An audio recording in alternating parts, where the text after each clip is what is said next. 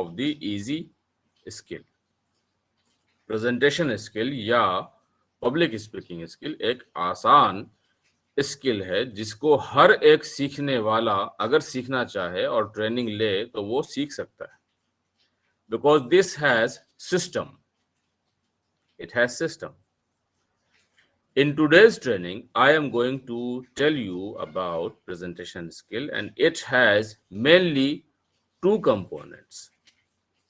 And from other perspective, it has three components. So in presentation skills, mainly there are two components. Three component दूसरे perspective से होता है जो अभी आप देखेंगे। तो अब आपके सामने प्रेजेंटेशन स्किल्स के लिए स्क्रीन हम शेयर करेंगे। प्रेजेंटेशन स्किल के बारे में आपको ये मालूम होना चाहिए कि व्हाट दिस इज एक्चुअली, ये है क्या, इसकी डेफिनेशन क्या है, इसका कंसेप्ट क्या है और इसमें क्या होता है एक्चुअली। तो प्रेजेंटेशन स्किल के इंट्रोडक्टरी इंफॉर्मेशन जानने के लिए आप स्क्रीन पे गौर करें और इसका मीनिंग देखें कि ये है क्या। ये एक ओरल फॉर्म ऑफ कम्युनिकेशन है जिसमें आप किसी बात, किसी टॉपिक या किसी प्रोडक्ट या किसी प्रोजेक्ट या किसी आइडिया के बारे में आप बताते हैं। किसको बताते हैं? सुनने वालों को और अपने ऑडियंस को, जिससे आप बात कर रहे हैं, चाहे वो एक आदमी हो, चाहे वो कई लोग हों, जो आपको सुनने वाले हैं, यानी श्रोता, यानी ऑडियंस। तो what is a presentation? A presentation is an oral form of communication in which you present or you speak about an idea, a topic, a product, a piece of work, a project, an assignment. किसी एक topic, किसी एक idea, किसी एक product या किसी एक piece of work, assignment या प्रोजेक्ट को आप प्रेजेंट करते हैं, यानी बताते हैं सामने वाले को, ऑडियंस को, तो वो एक प्रेजेंटेशन कहलाता है। अब प्रेजेंटेशन स्किल की बात जब हम करेंगे कि what is a presentation skill? A presentation skill is the ability to speak to an audience. एक ऑडियंस से आप बात कर पाए, उसकी एबिलिटी। किस बारे में बात कर पाए? About a topic, about an idea, about a product or a work or a project. जब आप किसी ऑडियंस के सामने अपनी किसी एक बात पे, अपने किसी एक आइडिया या अपने किसी एक टॉपिक पे एक्सप्लेन कर सकें, उनको बता सकें, तो उस बता पाने की एबिलिटी को प्रेजेंटेशन स्किल कहते हैं। So this is actually quite simple to understand what is a presentation and what is a presentation skill. अब जब प्रेजेंटेशन स्किल की हमने बात की है तो उसके बाद फिर अगला सवाल है प्रेजेंटेशन स्किल्स। प्रेजेंटेशन स्किल्स क्या हैं और उसके अंदर क्या क्या चीजें आपको सीखने की जरूरत है। Presentation skills is set of skills. ये सेट ऑफ स्किल्स है। तो कौन से सेट ऑफ स्किल्स हैं? ये वो सेट ऑफ स्किल्स हैं जो आपके अंदर एबिलिटी पैदा करते हैं ऑडियंस के सामने किसी एक टॉपिक के बारे में एक्सप्लेन करने की ability. Do you understand? Dictionary के बारे में क्या कहती है? डिक्शनरी कहती है, अंडरलाइन किया है हमने, आप उस पर गौर कीजिए स्क्रीन पे, a formal introduction of someone specially in a court. Dictionary क्या कहती है? जब किसी आदमी को कोर्ट में, कोर्ट केस मुकदमा, जज के सामने, जब किसी आदमी को कोर्ट के सामने पेश किया जाता है तो उसको प्रेजेंटेशन कहते हैं, यानी प्रेजेंटेशन ऑफ अ पर्सन। तो ये लीगल डेफिनेशन है। ये आपको इस डेफिनेशन को ही आपको फॉलो करना ये कोई जरूरी नहीं है, क्योंकि लीगल जुबान में प्रेजेंटेशन का मतलब ये होता है। आपकी जैसी जरूरत है तो प्रेजेंटेशन का जो मतलब अभी हम लोगों ने बात किया, आपको प्रेजेंट करना किसी अथॉरिटी या एडमिनिस्ट्रेशन के द्वारा किसी आदमी को प्रेजेंट करना कोर्ट के सामने, वो प्रेजेंटेशन ऑफ दैट पर्सन कहलाता है। लेकिन जब हम लोग as a piece of communication की हम बात करेंगे तो दिस इज, ये ऐसा फॉर्म ऑफ कम्युनिकेशन है जिसमें आप आदमी को प्रेजेंट नहीं करते हैं, बल्कि आप किसी टॉपिक को प्रेजेंट करते हैं। किसके सामने? जज के सामने नहीं, बल्कि ऑडियंस के सामने। उस ऑडियंस में एक पर्सन हो सकता है या एक से ज्यादा पर्सन्स हो सकते हैं। अगली डेफिनेशन आप कम्युनिकेशन प्रेजेंटेशन स्किल की आप देखिए, प्रेजेंटेशन की देखिए। N oral form of formal communication in which you come up on stage, जिसमें आप स्टेज पे आते हैं यानी सामने में आते हैं, एंड एक्सप्लेन अबाउट योरसेल्फ, और फिर आप अपने बारे में बोलते हैं, जिसको पर्सनल इंट्रोडक्शन कहते हैं। Personal introduction is also a type of presentation. Personal introduction भी टाइप ऑफ पब्लिक स्पीकिंग भी है, हमने आपको शुरू में बताया। N oral form of formal communication in which you come up on stage and explain about yourself, or you show up and explain anything like a topic, किसी topic पे आप एक्सप्लेन करते हैं यानी बोलते हैं, बताते हैं। आप प्रोडक्ट या प्रोडक्ट के बारे में या किसी आइडिया के बारे में या किसी पीस ऑफ वर्क यानी या असाइनमेंट या प्रोजेक्ट रिपोर्ट के बारे में एक ऑडियंस के सामने आप एक्सप्लेन करते हैं। This is called a presentation. तो प्रेजेंटेशन में इस डेफिनेशन ने आपको क्या बताया? आपको ये बताया कि आप स्टेज पे आते हैं यानी ऑडियंस के सामने में आते हैं और अपने बारे में या किसी टॉपिक के बारे में या किसी प्रोजेक्ट के बारे में या किसी प्रोडक्ट के बारे में या किसी आइडिया के बारे में या असाइनमेंट के बारे में या प्रोजेक्ट रिपोर्ट के बारे में आप एक्सप्लेन करते हैं, बताते हैं। This is called a presentation. लेकिन इस बात का आपको ध्यान रखना है कि दिस इज, देखिए दो चीजें सामने में इसमें आगे आ चुकी हैं। This is an oral form of communication. ये कैसा फॉर्म ऑफ कम्युनिकेशन है? ये बोल के किया जाता है, स्पीकिंग। और oral form of formal communication, ये एक फॉर्मल कम्युनिकेशन है, इनफॉर्मल कम्युनिकेशन नहीं है। What is meaning of formal communication? Formal communication का मतलब वो फॉर्म ऑफ कम्युनिकेशन जिसको करने के लिए rules and regulations, etiquettes, system follow करना जरूरी है। फॉर्मल का मतलब क्या होता है ये हमने आपको एक्सप्लेन पहले की क्लासेस में किया है। फॉर्मल का मतलब anything that requires rules and regulation, that requires you to observe rules and regulations. कोई भी चीज जिसको करने के लिए रूल और रेगुलेशन को फॉलो करना पड़े तो वो फॉर्मल है। What is meaning of formality? Formality का मतलब होता है रूल्स, रेगुलेशंस या एटिकेट्स। तो जिस काम को करने के लिए आपको एटिकेट्स को फॉलो करना पड़े या रूल्स एंड रेगुलेशन को फॉलो करना पड़े तो वो काम फॉर्मल है। और वो फॉर्म ऑफ कम्युनिकेशन जिसको करने के लिए आपको सिस्टम यानी एटिकेट्स यानी रूल्स एंड रेगुलेशंस फॉलो करना पड़े तो वो फॉर्म ऑफ कम्युनिकेशन फॉर्मल है। और वो फॉर्म ऑफ कम्युनिकेशन जिसको करने के लिए कोई भी रूल फॉलो करना जरूरी नहीं है उसको कहते हैं इनफॉर्मल कम्युनिकेशन। जैसे गॉसिप, गप सड़ाका। गॉसिप में और डिस्कशन में या गॉसिप में और प्रेजेंटेशन में डिफरेंस क्या है? ये डिफरेंस नहीं है कि उसमें भी आप बोलते हैं, ये सिमिलैरिटी है कि आप उसमें भी बोलते हैं, इसमें भी बोलते हैं। डिफरेंस क्या है? डिफरेंस ये है कि उसमें किसी भी ना टॉपिक की बंदिश है, ना बात करने की एटिकेट्स की बंदिश है, ना टॉपिक में स्ट्रक्चर की ज़रूरत है, ना आपके बॉडी लैंग्वेज में किसी पार्टिकुलर तरीके की ज़रूरत है। गॉसिप में आप बैठ के दोस्तों से बात कर रहे हैं, कोई खड़ा होकर बात कर रहा है, कोई लेट कर बात कर रहा है। बॉडी लैंग्वेज पे कंट्रोल नहीं, स्ट्रक्चर पे कंट्रोल नहीं।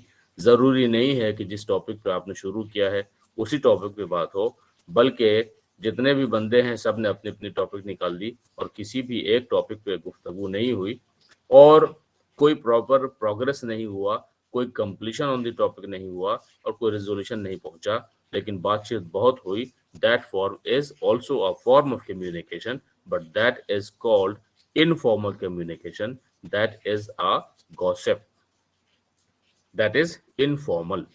We are talking of formal form of communication. Presentation is a form of formal communication. Now come ahead. अब आप आगे बढ़ें कि प्रेजेंटेशन स्किल में क्या होता है। हमने आपको बताया प्रेजेंटेशन करने के लिए बहुत सारे स्किल्स के सेट की जरूरत है। उन सभी स्किल्स के सेट को हम प्रेजेंटेशन स्किल्स कहते हैं। प्रेजेंटेशन स्किल के बारे में हमने आपको बताया एबिलिटी टू प्रेजेंट और ability to speak to an audience on a topic और आइडिया और प्रोडक्ट और असाइनमेंट etc। ये हमने आपको बता दिया। लेकिन इस काम को करने के लिए आपको बहुत सारे सेट ऑफ स्किल्स की एक साथ जरूरत होती है। इन तमाम स्किल्स को प्रेजेंटेशन स्किल्स कहते हैं। अब आपके सामने हम in order to make this topic very simple and small, I am presenting only 3 components. सिर्फ आपके सामने प्रेजेंटेशन के अंदर कितने कंपोनेंट्स होते हैं? Presentation has 3 components only. What on the screen, screen पे गौर कीजिए। सिर्फ 3 कंपोनेंट हैं प्रेजेंटेशन के अंदर, और वो क्या है? कंपोनेंट्स ऑफ प्रेजेंटेशन, जिसको अभी आप देखेंगे वो क्या है, उसके बाद कंटेंट ऑफ प्रेजेंटेशन, और उसके बाद audience of presentation. What is component of presentation? What is content of presentation? And what about audience of presentation? In 3 component को अब और आसानी से आप समझिए।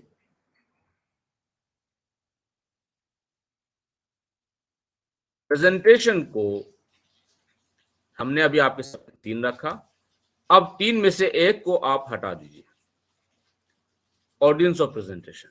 इसलिए कि ऑडियंस ऑफ प्रेजेंटेशन अभी, if you are giving a presentation, audience of presentation ये अभी आपका हिस्सा नहीं है। प्रेजेंटेशन के अंदर चूंकि ऑडियंस भी होती है और ऑडियंस के एटिकेट्स भी होते हैं, इस वजह से हमने यहाँ पे ऑडियंस ऑफ प्रेजेंटेशन को भी मेंशन किया है, so that you become aware that there are audience and there are audience etiquettes also। Presentation जो दे रहा है उसके स्किल्स का भी होना जरूरी है, प्रेजेंटेशन स्किल, और ऑडियंस और प्रेजेंटेशन जो सुन रहा है या जो ऑडियंस सुन रही है प्रेजेंटेशन को, उसके पास भी एटिकेट्स होना जरूरी है।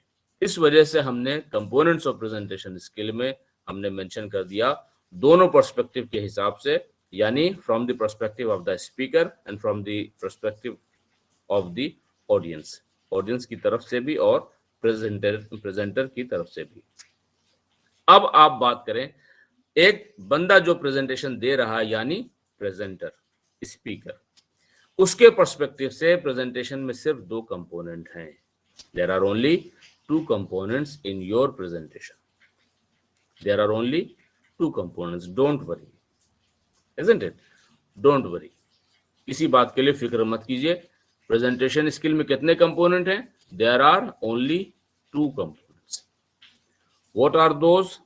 The first component of the presentation is, जिसको प्रेजेंटेशन के कंपोनेंट आप दूसरे अल्फाज में कह सकते हैं, क्योंकि लोग समझते हैं ऐसा, लोग ऐसा समझते हैं, लेकिन this may be called, see what I am writing on the screen, image management. This is first component of the presentation, and second is content structure of content. दोनों हम स्क्रीन पे अभी लिख रहे हैं, watch it. First is image management and second is structure of content. Structure of content.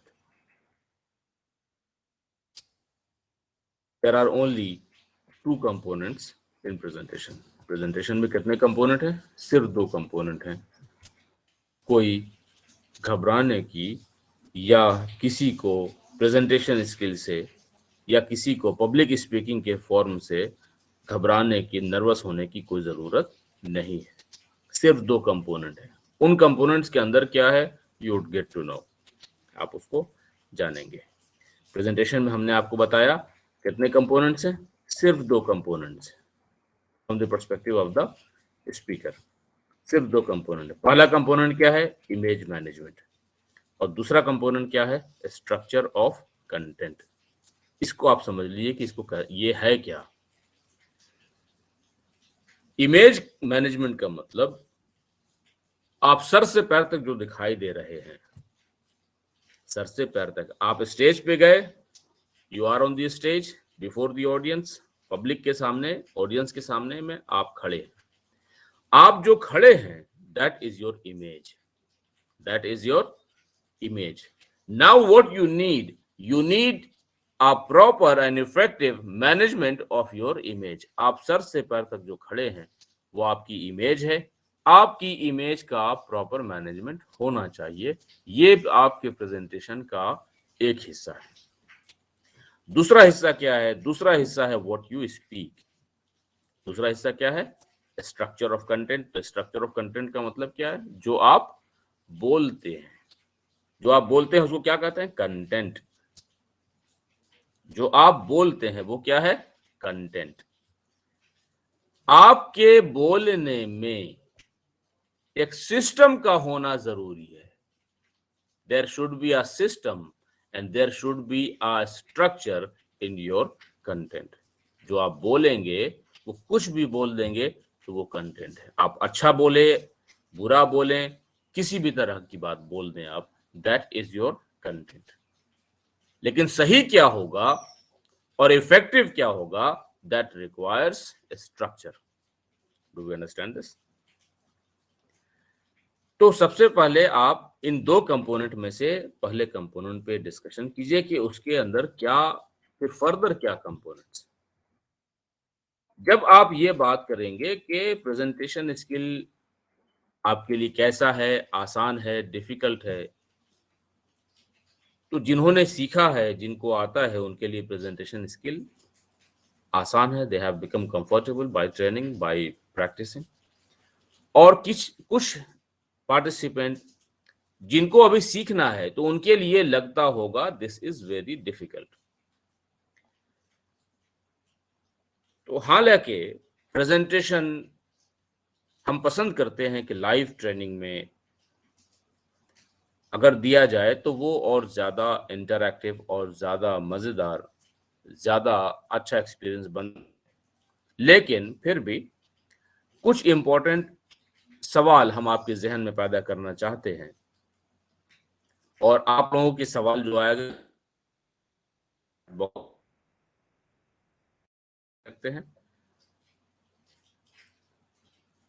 सबसे ज्यादा के लिए कहा जाए, come on the stage and give a presentation on any topic, और come on the stage and give a presentation on communication skill. आपको एक topic दे दिया गया और कहा स्टेज पे आइए, प्रेजेंट कीजिए। तो व्हाट इज डिफिकल्टी, तो क्या आपको डिफिकल्टी है, और डिफिकल्टी अगर है तो सबसे ज्यादा डिफिकल्ट काम क्या है, चैट बॉक्स में लिखिए। सबसे ज्यादा डिफिकल्ट काम क्या है, what is the hardest difficulty for you when you are going to present on stage. जब आप स्टेज पे जाकर के किसी टॉपिक पे प्रेजेंट करने जा रहे हैं, तो आपके लिए सबसे ज्यादा मुश्किल काम क्या है। Write in the chat box very fast. बहुत सारे कंपोनेंट्स होते हैं don't only listen to me, write in the chat box. कई कंपोनेंट्स ऐसे हैं, प्रेजेंटेशन के अंदर बहुत सारे कंपोनेंट्स हैं, isn't it? Students do not realize that what are the components in a presentation. Presentation के अंदर components क्या क्या हैं वो उनको realize नहीं कर पाते हैं, जिसको हम लोग आज within a short span of time we would learn this. सबसे ज्यादा डिफिकल्ट क्या है? किसी के लिए कॉन्फिडेंस है, स्टेज पे आना है, किसी के लिए कम्युनिकेशन स्किल है, किसी के लिए बॉडी लैंग्वेज है, किसी के लिए कंटेंट है। तो there are several components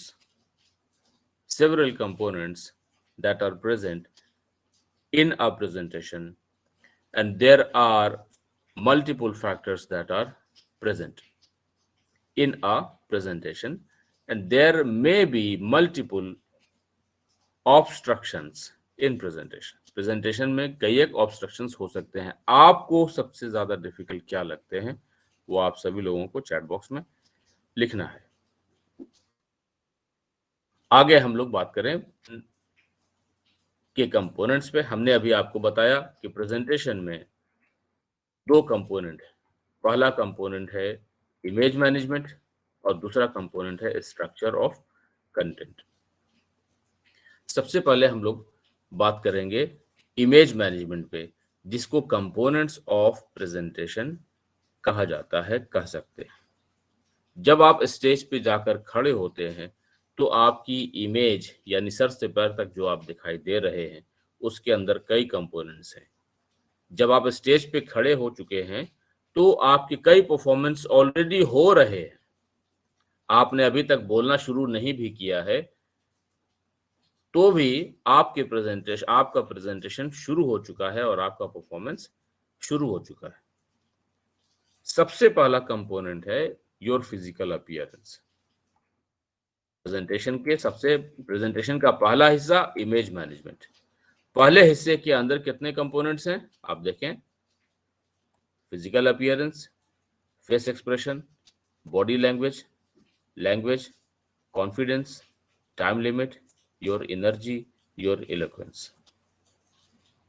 these all are components of your presentation. ये आपके प्रेजेंटेशन के कंपोनेंट्स हैं। कितने कंपोनेंट्स हैं? Physical appearance, face expression, body language, include eye contact, face expression,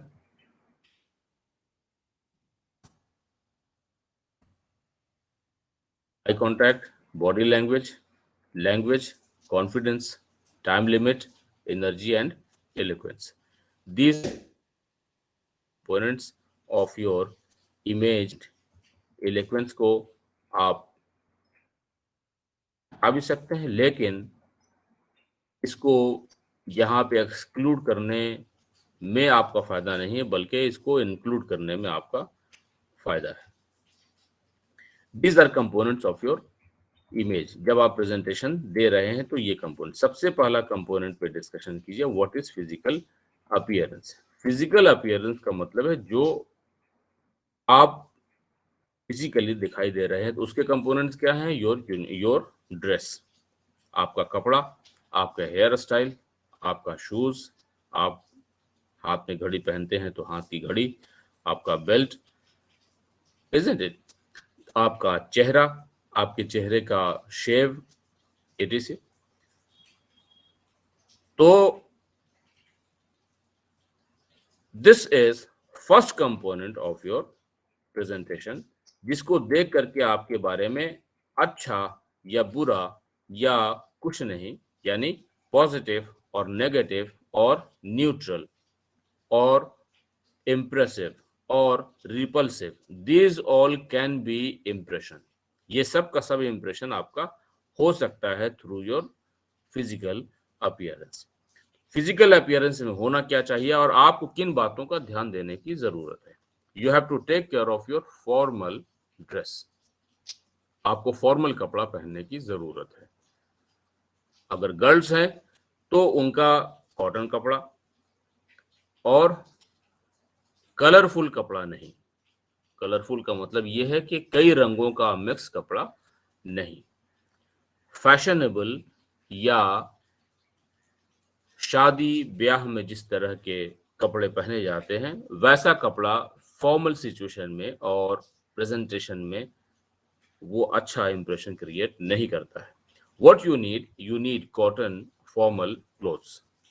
Boys need formal shirts, formal pants, or formal belt, और polished formal shoes.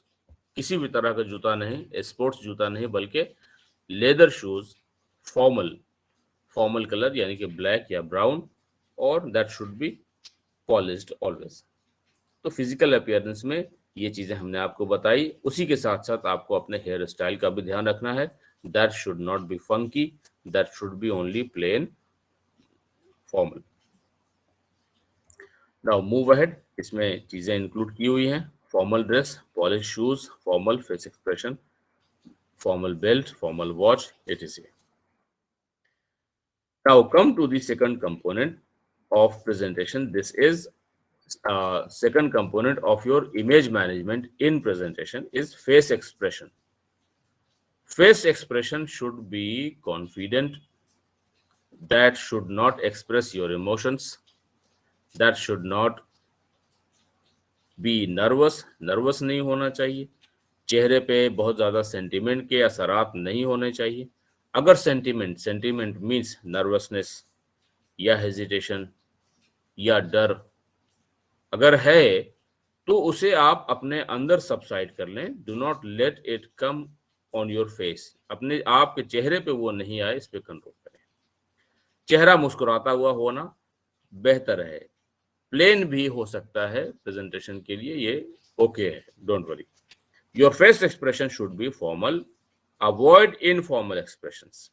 चेहरे से कोई इनफॉर्मल एक्सप्रेशन बनाना, एज फॉर एग्जांपल कभी कभी बात करने में गलती हो गई या शुरू कर रहे हैं तो शुरू करने में चेहरा बना रहे हैं, कंफ्यूज हो गए, भूल गए, याद नहीं आ रहा क्या बोलना है, तो चेहरा बनाना या फेस एक्सप्रेशन में चेंजेस लाना, दांत से जुबान बाहर निकालना, होंठ दांत से दबाना, etc। फेस एक्सप्रेशन को बिगाड़ना, इस पे कंट्रोल करना जरूरी है। Need not do this type of any informal expression.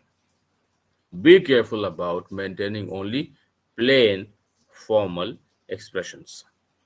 Plane formal expressions किसको कहते हैं? प्लेन, चेहरे पे कोई हाव भाव कुछ नहीं हो, सेंटीमेंट का या डर का या परेशानी का या बहुत ज्यादा खुशी के असरात की चेहरे पे उस वक्त जिस वक्त आप प्रेजेंटेशन शुरू कर रहे हैं in a formal situation, that is not needed.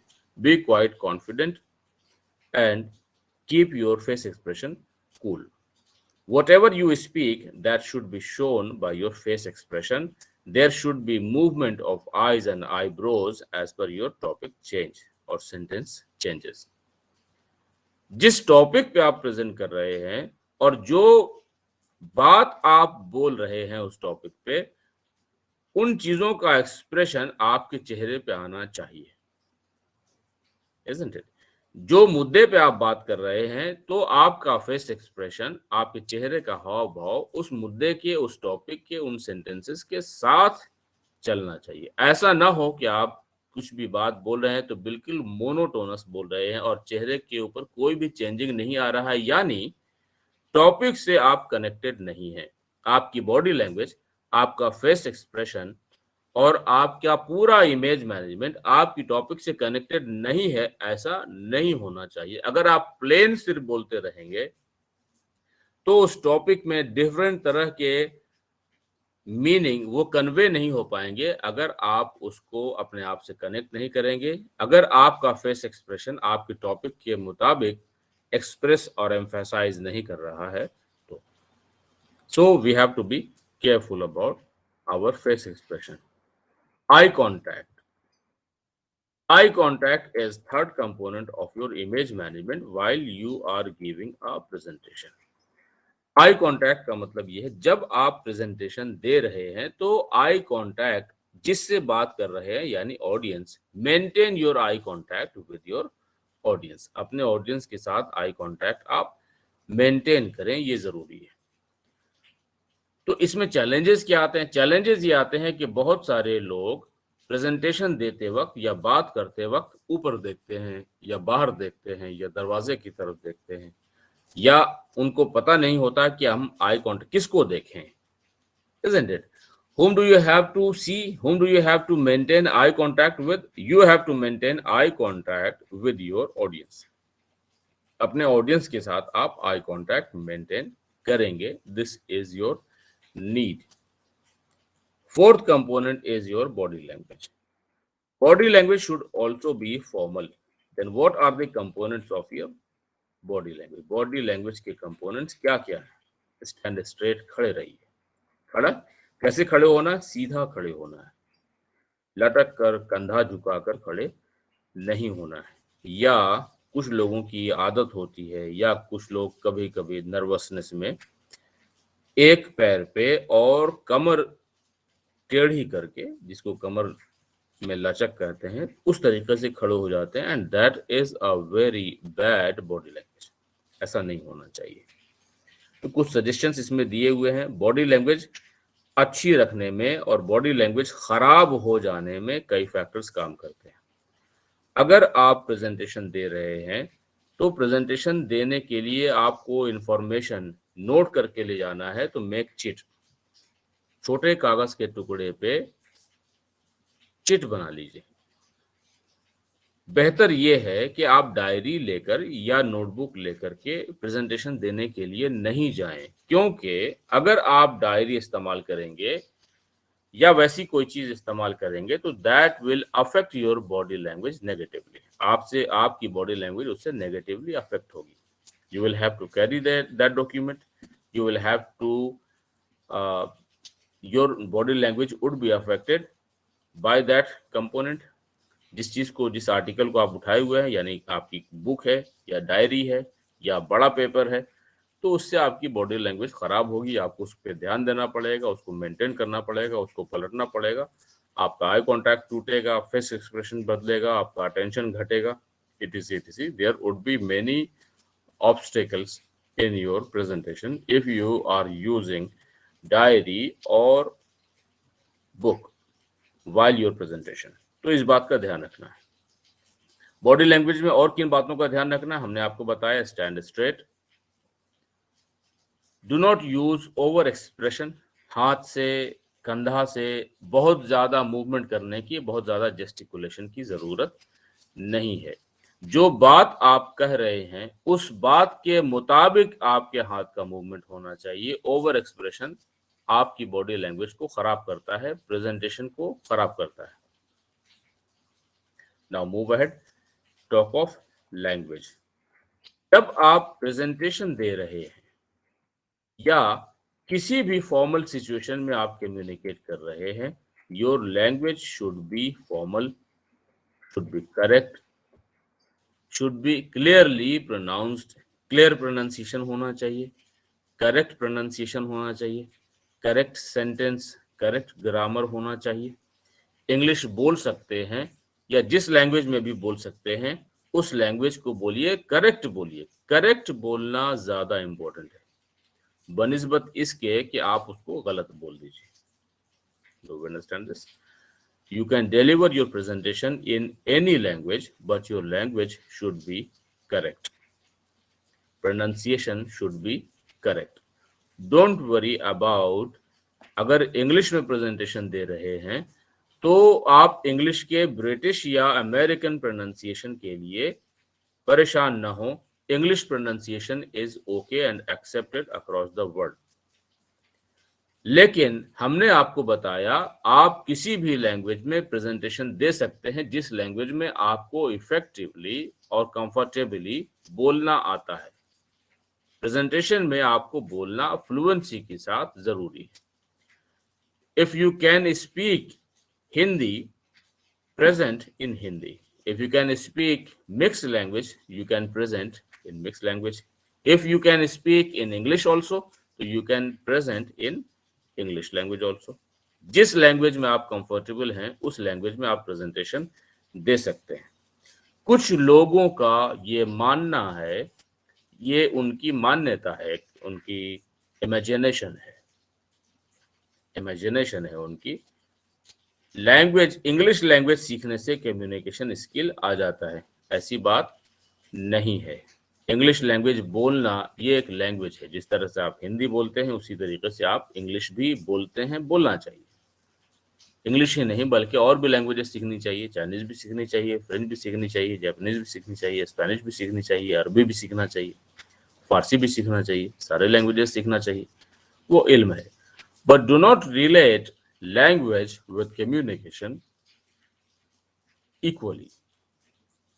Language, जिस लैंग्वेज में आपको बोलना आता है उस लैंग्वेज में आप प्रेजेंट कीजिए, कर सकते हैं, don't move ahead. Next component of your presentation and next component of your image management in presentation is confidence. किस भी टॉपिक पे आप बोल रहे हैं उस पे आपको कॉन्फिडेंट रहना जरूरी है। इसमें दो इंपॉर्टेंट कंपोनेंट हैं या दो चीजें हैं जिससे आपकी कॉन्फिडेंस बिल्ड होता है। एक तो आपकी खुद पर्सनैलिटी, घबराइए नहीं, कॉन्फिडेंट रहिए, ये पहली बात है। और दूसरी बात क्या है, नो द टॉपिक वेल। जिस टॉपिक पे आप बोल रहे हैं उस टॉपिक पे अच्छी तरह से आप जानिए, नॉलेज हासिल कीजिए, ताकि आप जिस बात को बोलने जा रहे हैं या जिस बात को आप बोल रहे हैं आप अच्छी तरह से जानते हैं, तो that knowledge will give you enough confidence, isn't it? You will feel confidence when you,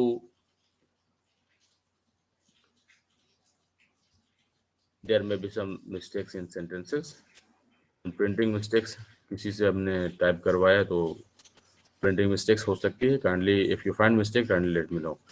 mistakes अगर आप पाएं तो मुझे काइंडली बताइएगा so that I can correct them. When you know the relevance of your topic, जब आपको अपने topic के बारे में मालूम है और आपको अपनी टॉपिक की अहमियत मालूम है और आपको ये लगता है कि मेरा टॉपिक सामने वाले के लिए भी, ऑडियंस के लिए भी रेलिवेंट है और कई लेवल पे रेलिवेंट है, तो जितना ज्यादा अच्छा आपका टॉपिक होगा या जितना अच्छा कंट्रोल आपका होगा अपने टॉपिक पे, उतना आपको मदद मिलेगी अपने कॉन्फिडेंस को बढ़ाने में। तो हमने आपको बताया कि दो इंपॉर्टेंट कंपोनेंट्स हैं जिसकी वजह से कॉन्फिडेंस बढ़ता है। एक आपकी पर्सनैलिटी, बी कॉन्फिडेंट, कॉन्फिडेंट रहिए, घबराइए नहीं। और दूसरा, नो योर टॉपिक वेल, अच्छी तरीके से अपने टॉपिक को जानिए so that you can get confidence from your knowledge. Move ahead. अगला कंपोनेंट आपके प्रेजेंटेशन का है time limit. Given time limit के अंदर अपने प्रेजेंटेशन को कंप्लीट कर दीजिए और इसके लिए प्रेजेंटेशन का रिहर्सल आप कर लीजिए। If you have 5 minutes, do rehearsal for your presentation. आप उसके रिहर्सल कीजिए, डू सेवरल टाइम्स रिहर्सल, कई टाइम पे रिहर्सल आप कर लीजिए so that when you are presenting formally on the stage, जब आप स्टेज पे प्रेजेंटेशन करने के लिए आए हैं तो आप विद इन टाइम लिमिट आप उसको कंप्लीट कर दीजिए। अदरवाइज इनकम्प्लीट हो जाएगा तो फिर आपका परफॉर्मेंस अच्छा नहीं होगा। Move ahead. Energy and eloquence. What is energy? Energy is also part of confidence. Confidence का अगला लेवल है एनर्जी। एनर्जी तब आएगी, एनर्जी मीन्स स्पीड, एनर्जी तब आएगी या जब आप तब एनर्जी फील करेंगे बोलने में या कहने में, when you are yourself convinced with your own topic।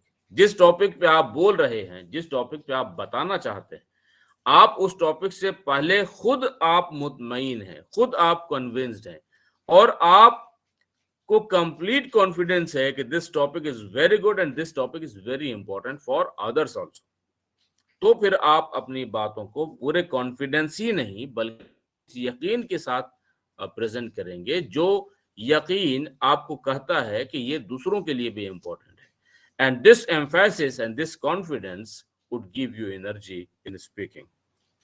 बोलने में और बताने में, एम्फेसाइज करने में आपको एनर्जी मिलेगी। कैसे एनर्जी मिलेगी? जब आप आपको यकीन हो कि मेरा टॉपिक सही है, आपको यकीन हो कि मेरा टॉपिक इंपॉर्टेंट है, आपको अपना टॉपिक पसंद हो, आपको अपने टॉपिक पे यकीन हो, आपके अपने टॉपिक के रेलेवेंस पे भरोसा हो, तो you can develop your energy while you are delivering presentation. Eloquence means what? Eloquence means ability to speak very well. बहुत अच्छे तरीके से बोलने को eloquence कहते हैं, बहुत अच्छे तरीके से बोलने को eloquence कहते हैं। पब्लिक स्पीकिंग स्किल को, या आप ये कहिए high quality public speaking skill को eloquence कहते हैं। But how it comes, isn't it? Deliver your presentation with passion and remember your lofty aim. Attract attention of audience towards your presentation. Eloquence आपसे क्या कह रहा है? अच्छी पब्लिक स्पीकिंग स्किल, इफेक्टिव और इम्प्रेसिव पब्लिक स्पीकिंग स्किल आपको किस बात के लिए इनवाइट कर रही है, यानी एलोक्वेंस आपको किस बात के लिए इनवाइट कर रहा है प्रेजेंटेशन के अंदर। वो ये कह रहा है deliver your presentation with passion, पूरे जोश के साथ अपने आप को प्रेजेंट कीजिए। When you are presenting on a topic, you are presenting actually yourself on the topic. आप सिर्फ टॉपिक को प्रेजेंट ही नहीं कर रहे हैं, बल्कि आप अपने आप को प्रेजेंट कर रहे हैं। तो अपने आप को किस तरह से प्रेजेंट कीजिए? प्रेजेंट योरसेल्फ विद पैशन, पूरे जोश और पूरे शौक से प्रेजेंट कीजिए। लेकिन पूरे जोश और पूरे शौक से आप तब प्रेजेंट कर पाएंगे जब आपने उन टॉपिक्स को चुना है जिन टॉपिक को आप पसंद करते हैं, जिन टॉपिक को आप जानते हैं, जिन टॉपिक की अहमियत को आप जानते हैं। अगर आप जिस टॉपिक को चुन रहे हैं उससे आपने अपने आप को कनेक्ट नहीं किया, then you would not be able to deliver it very effectively, अच्छी तरह से, असरदार तरीके से, यानी इलोक्वेंस के साथ आप प्रेजेंट नहीं कर पाएंगे जब आप अपने आप को अपने टॉपिक से कनेक्ट नहीं कर पा रहे हैं, और जब आप अपने टॉपिक से खुद ही कन्विंस नहीं है। और कन्विंस तब होइएगा जब आप उसको ठीक से जानेंगे, उसको पसंद करेंगे, उसकी अहमियत को समझेंगे और उसके रेलेवेंस को समझेंगे। आप जिससे इस टॉपिक को बोल रहे हैं, यानी ऑडियंस के सामने जब इस प्रेजेंटेशन को बोल रहे हैं, अपने टॉपिक को बता रहे हैं, और ऑडियंस के लिए भी ये रेलिवेंट है, और ऑडियंस में जो बैठे हैं उनके लिए भी, और जो नहीं बैठे हैं उनके लिए भी रेलिवेंट है। और जब ये जानते हैं आप, तो फिर आप पैशन के साथ, पूरे कॉन्फिडेंस के साथ और एनर्जी के साथ अपनी बातों को कह पाएंगे। जब आप अपनी बातों को कह पाएंगे तभी आप अट्रैक्शन, यानी कि अटेंशन अट्रैक्ट कर पाएंगे ऑडियंस का। Do you understand this? तो ये हमने आपको आपके प्रेजेंटेशन का पहला कंपोनेंट बताया। हमने आपको बताया आपके प्रेजेंटेशन में दो कंपोनेंट्स है। पहला इमेज मैनेजमेंट, और इमेज मैनेजमेंट में क्या क्या है? आप जो स्टेज पे खड़े हुए हैं, अभी आपने बोला नहीं है, अभी कंटेंट के बारे में हमने आपको नहीं बताया है, बाकी तमाम चीजों के बारे में हमने आपको बताया, बोलने के तरीके के बारे में भी बताया, लेकिन बोलेंगे क्या, व्हाट टू स्पीक, इसके बारे में हमने अभी तक आपको बताया नहीं। तो आपके प्रेजेंटेशन स्किल में और प्रेजेंटेशन में दो कंपोनेंट्स है। पहला है इमेज मैनेजमेंट, यानी आप, और दूसरा है व्हाट यू स्पीक, यानी कंटेंट। तो बोला क्या जाए उसका सिस्टम होता है, isn't it? Content, तो there should be a structure in the content. बोला क्या जाए उसमें एक स्ट्रक्चर और सिस्टम का होना जरूरी है। जो आप बोलते हैं वही कंटेंट है। आपके पास बोलने के लिए अच्छा टॉपिक है, अच्छे आइडियाज हैं, आपको मालूम है कि बोला कैसे जाता है, तो आप अच्छी तरह बोल पाएंगे। लेकिन अगर आपको मालूम ही नहीं है कि what to speak, how to speak, what should be the structure of speaking, बोलने का स्ट्रक्चर क्या होता है, हम क्या बोलेंगे, तो फिर आप बोल नहीं पाएंगे। हमने आप लोगों से सवाल पूछा था कि प्रेजेंटेशन देने में या पब्लिक स्पीकिंग में सबसे ज्यादा डिफिकल्ट बात क्या है। आप लोगों ने जवाब नहीं दिया। एक स्टूडेंट सिर्फ मोहम्मद शारिक का जवाब आया है लैंग्वेज और हेजिटेशन। ये बात स्टूडेंट के लिहाज से सही है, स्टूडेंट जो फील करें वही उनको बताना चाहिए। But kindly be aware and inform now कि सबसे ज्यादा डिफिकल्ट हिस्सा प्रेजेंटेशन में सबसे ज्यादा डिफिकल्ट कंपोनेंट पब्लिक स्पीकिंग में कॉन्फिडेंस नहीं है, लैंग्वेज भी नहीं है। The most difficult aspect of public speaking skill, of a presentation skill is content. The most difficult component of a presentation is content. क्या बोलें, what to speak, how to speak is the most difficult thing, isn't it? तो जिन लोगों को stage पे जाने में डर लगता है या स्टेज पे जाके थरथराने लगते हैं, उनके लिए भी सॉल्यूशन बहुत आसान है, क्योंकि जिस बात से वो थरथरा रहे हैं, वो थरथराहट या वो डर, वो हेजिटेशन बहुत जल्दी खत्म हो जाएगी, क्योंकि you need to improve the content. Content improve कर लेंगे तो आपको पता चल जाएगा मुझे बोलना क्या है, और जब आपको ये पता चल जाएगा मुझे बोलना क्या है, तो फिर आपका कॉन्फिडेंस बूस्ट कर जाएगा, isn't it? तो पहले हिस्से में हमने आपको बताया इमेज मैनेजमेंट, यानी आपकी पूरी बॉडी सर से पैर तक, और उसके सारे कंपोनेंट्स हमने आपको बताए। अब हम आपको बता रहे हैं व्हाट टू स्पीक, यानी content and how to speak. Now we will discuss structure of content. Content में यानी जो आप बोलेंगे उसमें क्या स्ट्रक्चर होना चाहिए, isn't it? This is rather a smaller topic and I would give you a frame. हम आपको एक फ्रेम देंगे, स्ट्रक्चर देंगे, यानी एक बॉडी देंगे।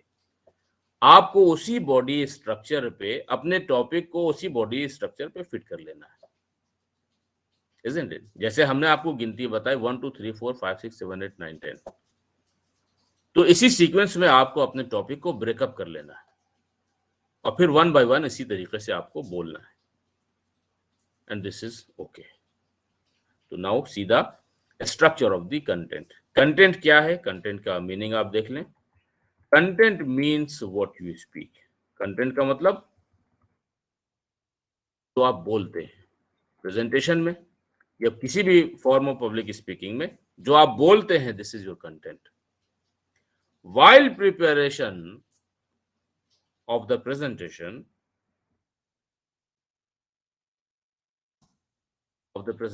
students face problems in content development. Students face problems in content development. Content ही बनाने में स्टूडेंट्स हो चाहे स्पीकर हो, उनको दिक्कत होती है। बोलेंगे हम क्या, क्या लिखें, कैसे तैयार करें, यही सबसे ज्यादा डिफिकल्ट एस्पेक्ट है प्रेजेंटेशन स्किल का। They do not understand what to speak and how to speak. क्या बोलना है और कैसे बोलना है, यही दिक्कत है सबसे ज्यादा बड़ी। मोस्ट डिफिकल्ट एस्पेक्ट यही है। कॉन्फिडेंस मोस्ट डिफिकल्ट एस्पेक्ट नहीं है, स्टेज पे जाने की हिम्मत ये सबसे ज्यादा डिफिकल्ट एस्पेक्ट नहीं है। सबसे ज्यादा डिफिकल्ट क्या है, what to speak and how to speak. तो उसका सॉल्यूशन देखिए, there should be structure of content. किस भी टॉपिक पे आप बोले उसमें एक स्ट्रक्चर का होना जरूरी है। जैसे अभी आप लोग सामने में हैं, हमने आपसे कहा give a presentation on communication skill. हमने आपको क्या कहा, प्रेजेंटेशन स्किल पे या कम्युनिकेशन स्किल पे प्रेजेंटेशन दीजिए, या हमने आपसे कहा प्रेजेंटेशन स्किल पे प्रेजेंटेशन दीजिए, या हमने आपसे कहा पर्सनल इंट्रोडक्शन पे प्रेजेंटेशन दीजिए, या हमने आपसे कहा मैनेजमेंट स्किल पे प्रेजेंटेशन दीजिए, या हमने आपको कोई भी टॉपिक दे दिया, कहा आप उस पर प्रेजेंटेशन दीजिए। अब आप उस पर क्या बोलेंगे, isn't it? What would you आप अपने ऊपर प्रेजेंटेशन दीजिए, यानी पर्सनल इंट्रोडक्शन पे आप पर्सनल इंट्रोडक्शन दीजिए। Personal introduction is a type of presentation, तो पर्सनल इंट्रोडक्शन दीजिए। Now what would you speak, आप अपने बारे में क्या बोलेंगे। आमतौर पे स्टूडेंट क्या बोलते हैं या आमतौर पे बोलने वाले क्या बोलते हैं, उनके पास क्या है, उनका नाम, उनका क्वालिफिकेशन, उनका बैकग्राउंड, उनकी फैमिली, etc। अब इसके बाद उनके पास और क्या इंफॉर्मेशन है, उनको खुद मालूम नहीं है कि व्हाट शुड आई स्पीक। तो we need to learn the system of speaking and we need to learn the structure of content. किसी भी टॉपिक पे, दुनिया का कोई भी टॉपिक हो, आपके सब्जेक्ट का टॉपिक हो, आपके प्रोफेशन का टॉपिक हो, या किसी भी तरह का टॉपिक हो, तो उस पर बोला कैसे जाता है, उस पर स्ट्रक्चर ऑफ कंटेंट का इस्तेमाल करना, यही सिस्टम है। तो what is structure of content? Structure of content आपको क्या बताता है? आपको उस टॉपिक पे कैसे कंटेंट डेवलप करते हैं ये बताता है। तो उसको ब्रेकअप कीजिए, उसके अंदर कंपोनेंट्स होते हैं। Discuss structure of content. This tells you about select one topic. Select one topic. उसके बाद आपने टॉपिक सेलेक्ट कर लिया, पहला कंपोनेंट है इंट्रोडक्शन। इंट्रोडक्शन के अंदर आपको 4 और कंपोनेंट है। क्या कंपोनेंट्स हैं? वेलकम द ऑडियंस, ऑडियंस को ग्रीट कीजिए, वेलकम कीजिए। दूसरा, इंट्रोड्यूस योरसेल्फ, अपने आप को इंट्रोड्यूस कीजिए। आपका नाम क्या है, आप कौन हैं, आपकी आइडेंटिटी क्या है, आज आप यहां पे हैं तो किस हैसियत से हैं। और तीसरा, इंट्रोड्यूस योर टॉपिक, आज आप यहाँ पे क्यों आए हैं, क्या बोलने आए हैं, आपका टॉपिक क्या है। और associate the topic with the audience. इसका मतलब क्या होता है? इसका मतलब ये होता है कि the introductory relevance of the topic with the audience. जो सुनने वाले हैं, आप जिस टॉपिक पे बोल रहे हैं वो टॉपिक रेलिवेंट है या नहीं, रेलिवेंट है या नहीं, उस पे ब्रीफ इंट्रोडक्टरी आप दे दें ताकि ऑडियंस अपने आप को उस टॉपिक से कनेक्ट कर सके। अगर आपने उसको नहीं किया तो भी कोई बात नहीं है, आप यहां तक भी फॉलो कर सकते हैं। Introduce, welcome the audience, introduce yourself, introduce the topic. ये इंट्रोडक्शन का आपके जो आप बोलेंगे प्रेजेंटेशन में या पब्लिक स्पीकिंग में, उसका पहला हिस्सा है। अब उसके दूसरे हिस्से की पे आप बात कीजिए। जिस टॉपिक को आपने चुना है उसकी मीनिंग बताइए, उसके डेफिनेशंस बताइए। जो टॉपिक आपकी है, meaning and definition of the topic. Next component is type of the topic. अगर आपके टॉपिक में टाइप्स हैं, डिफरेंट टाइप्स ऑफ कम्युनिकेशन या डिफरेंट टाइप्स ऑफ मैनेजमेंट या डिफरेंट एटीसी, जो भी आपका टॉपिक है उसमें टाइप्स हैं तो मेंशन टाइप्स। उसमें प्रोसेस है तो प्रोसेस मेंशन कीजिए। उसमें कैरेक्टरिस्टिक्स है तो कैरेक्टरिस्टिक्स यानी क्वालिटीज उसकी मेंशन कीजिए। उसकी नीड एंड इंपॉर्टेंस को एम्फसाइज कीजिए, क्या उसकी अहमियत है। उसके एडवांटेजेस को मेंशन कीजिए, उसके डिसएडवांटेजेस को मेंशन करें। केस स्टडी यानी कोई एग्जाम्पल उसके दें। नाउ डू कंक्लूजन, और अब कंक्लूजन तक पहुंचे। And your presentation. जिस टॉपिक पे आपने डिस्कशन किया है उस टॉपिक का रिजल्ट क्या है, उस टॉपिक की रेलेवेंट और आखिरी इंपॉर्टेंस, इस्तेमाल उसका क्या है, वहां तक पहुंचे and your presentation is complete now. Give thanks to the audience for listening to you, isn't it? Now repeat the structure of content.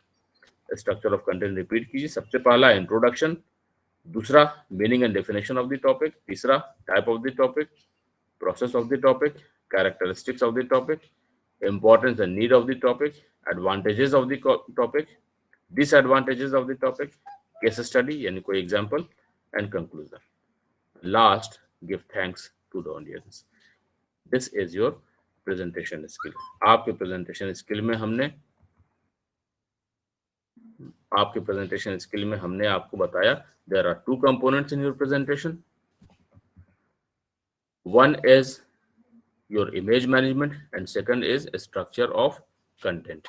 Image management के अंदर भी हमने आपको कंपोनेंट्स बताए, physical appearance, face expression, eye contact, body language, confidence, language, energy, eloquence. ये components आपकी image management के हैं। इसमें अभी तक आपने बोलना शुरू नहीं किया है, बगैर बोले हुए भी आपके प्रेजेंटेशन के अंदर इतने सारे कंपोनेंट्स ऑलरेडी मौजूद हैं। जब आप बोलेंगे यानी कंटेंट, तो उसमें किस तरह बोलना है? There should be a structure in your topic. What would be the structure? Introduction, meaning and definition, types, process, characteristics, importance, advantages, disadvantages, and any example or case study. By last, conclusion. And thanks. This is your presentation is, our presentation training is over for today. अब screen हम बंद कर रहे हैं. Presentation हम लोगों ने अभी कंप्लीट कर लिया आपकी प्रेजेंटेशन की ट्रेनिंग को.